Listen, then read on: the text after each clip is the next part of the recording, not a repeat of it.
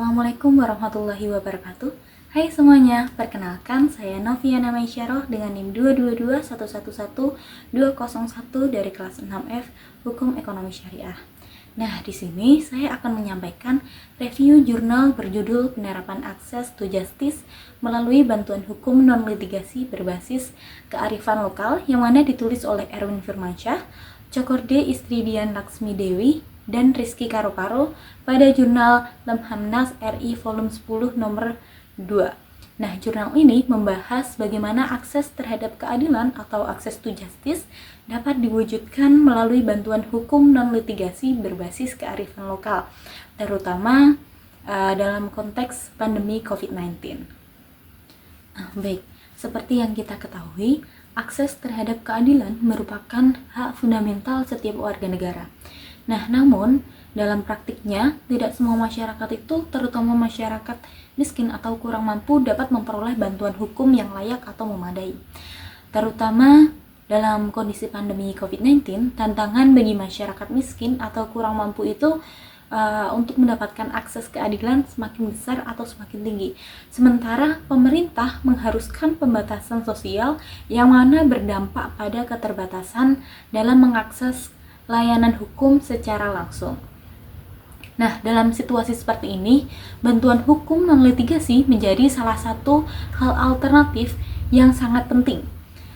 Nah, bantuan hukum non-litigasi ini mencakup seperti penyuluhan hukum, konsultasi hukum, mediasi, konsiliasi, dan negosiasi atau yang lainnya, di mana masyarakat dapat menyelesaikan sengketa tanpa harus melalui proses pengadilan yang rumit dan mahal.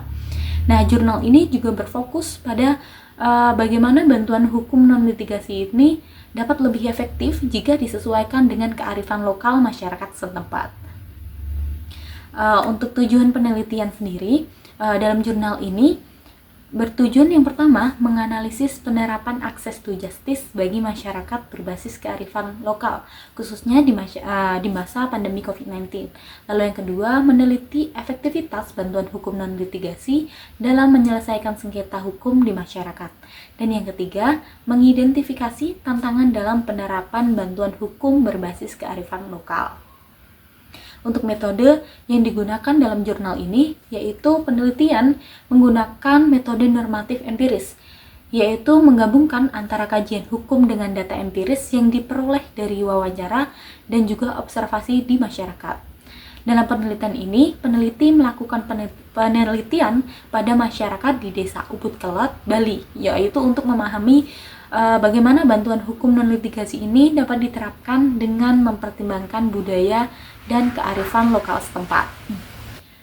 Hasil dari pembahasan dalam jurnal ini ditemukan bahwa bantuan hukum non-litigasi berbasis kearifan lokal ini lebih efektif dalam menyelesaikan masalah hukum di masyarakat. Nah, yang pertama, penerapan access to justice melalui bantuan hukum non-litigasi. Nah, bantuan hukum dapat diberikan melalui dua cara, yaitu yang pertama litigasi, yaitu penyelesaian hukum melalui pengadilan, dan yang kedua non-litigasi, yaitu penyelesaian hukum di luar pengadilan seperti penyuluhan hukum, mediasi, konsiliasi, konsultasi, negosiasi, dan lain sebagainya.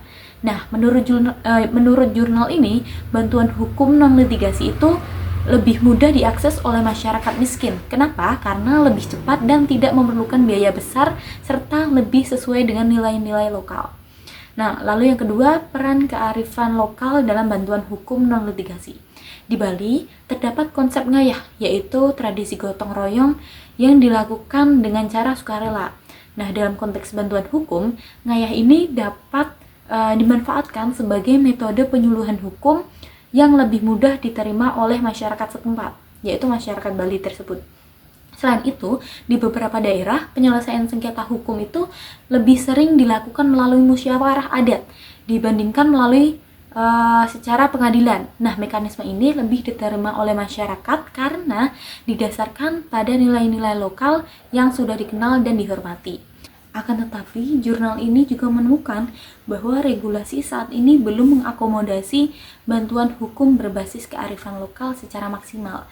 Nah, dalam Peraturan Menteri Hukum dan HAM nomor 10 tahun 2015 dan nomor 63 tahun 2016 hanya mengatur bantuan hukum litigasi dan non-litigasi saja, dan dalam bentuk formal, bukan berfokus ke kearifan lokal.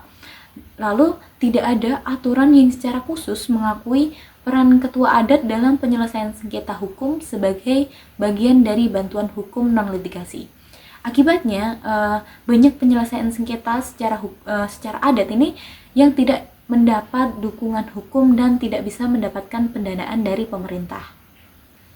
Berdasarkan hasil penelitian, jurnal ini menyimpulkan bahwa yang pertama, bantuan hukum non-litigasi berbasis kearifan lokal ini dapat meningkatkan akses terhadap keadilan bagi masyarakat miskin atau kurang mampu.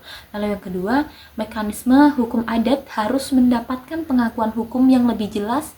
Kenapa? Agar dapat diintegrasikan ke dalam sistem bantuan hukum nasional.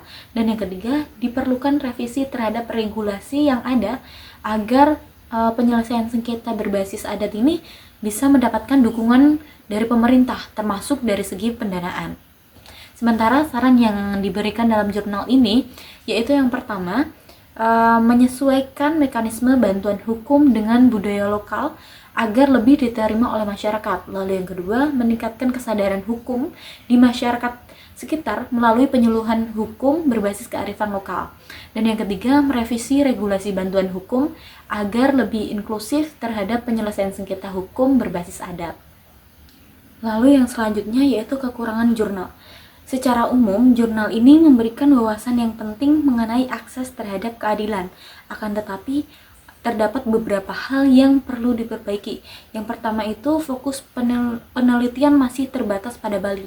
Sementara Indonesia itu memiliki banyak bentuk kearifan lokal yang berbeda-beda.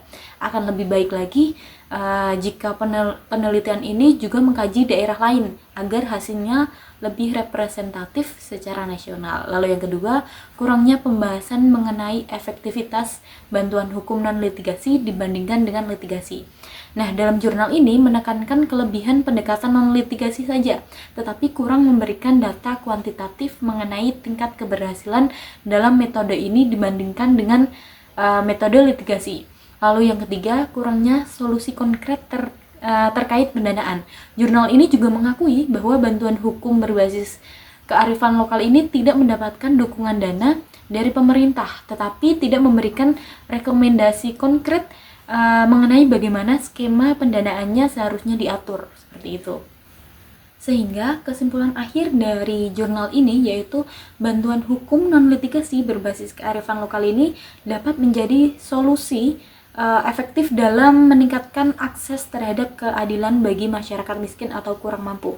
Akan tetapi, masih terdapat beberapa tantangan, baik dalam hal regulasi dan juga pendanaan yang harus diselesaikan agar mekanisme ini dapat berjalan secara optimal atau penuh. Nah, selain itu juga diperlukan kebijakan yang lebih inklusif agar bantuan hukum itu tidak hanya berfokus pada sistem peradilan formal saja, tetapi juga mengakui dan mendukung mekanisme penyelesaian sengketa berbasis adat yang sudah lama diterapkan dalam suatu masyarakat tersebut.